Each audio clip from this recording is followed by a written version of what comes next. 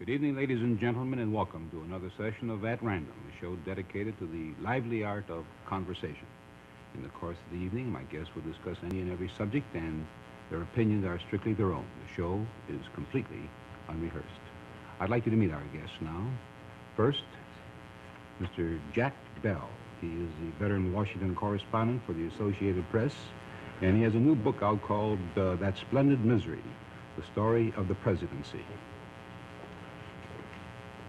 This is Drew Pearson, a syndicated columnist whose probing pen has resulted in 5 books on government, and among his many accomplishments, he was the founder of the Freedom Friendship Train to Europe, one of the most respected columnists in Washington.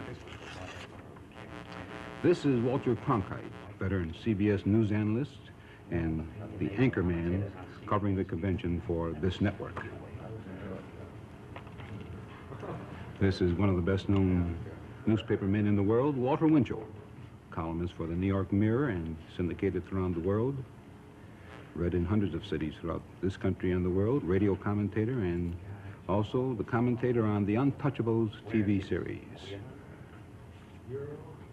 This, of course, is Edward R. Murrow of CBS, certainly one of television's most distinguished personalities, whose contributions to the medium are too many to mention here. And this is another very respected newspaperman, Mr. Irwin D. Canham, editor of the Christian Science Monitor and former president of the U.S. Chamber of Commerce. A little bit later in the show, you will meet Mr. Fletcher Knebel, another Washington columnist, and also Mr. Kais Beach, the Pulitzer Prize-winning correspondent for the Chicago Daily News, just back from the Far East. I'm Irv Cupsindon of the Sun-Times, and now let's join our guests.